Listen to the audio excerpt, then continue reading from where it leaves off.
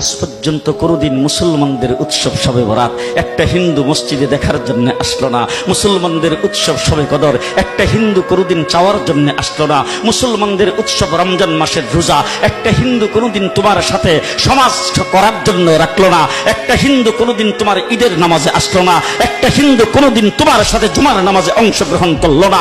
তোমাকে দেখার জন্য পর্যন্ত আসলো না।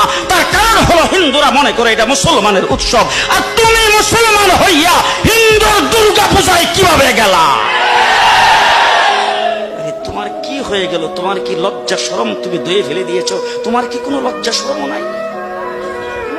লজ্জা শরম নাই? আবার কি সুন্দর বলতেছ, ধর্ম যার যার উৎসব সবাই। হাই হাই হাই, ও মুসলমান যুবকেরা ভালো করে শোনো, ধর্ম যার যার উৎসব সবার, তাইলে বিয়া যার যার বউ তো সবার। জি, বিয়ে যার যার বউ সবার, পুষ্কুনি যার যার মাস সবার, গাছ যার যার ফল সবার, ক্ষেত যার যার ফসল সবার, দোকান যার যার মাল সবার।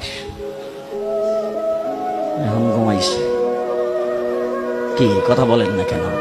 তাহলে আমার দোকানের মাল যদি আমার হয়, আমার ক্ষেতের ফসল যদি আমার হয়, আমার গাছের ফল যদি আমার হয়, আমার গাছের নারিকেল যদি আমার হয়, আমি বিয়ে করলে বউ যদি আমার হয়, মুসলমান আমার পুষ্কুনির মাছ যদি আমার হয়, তাইলে ধর্ম যার উৎসব তা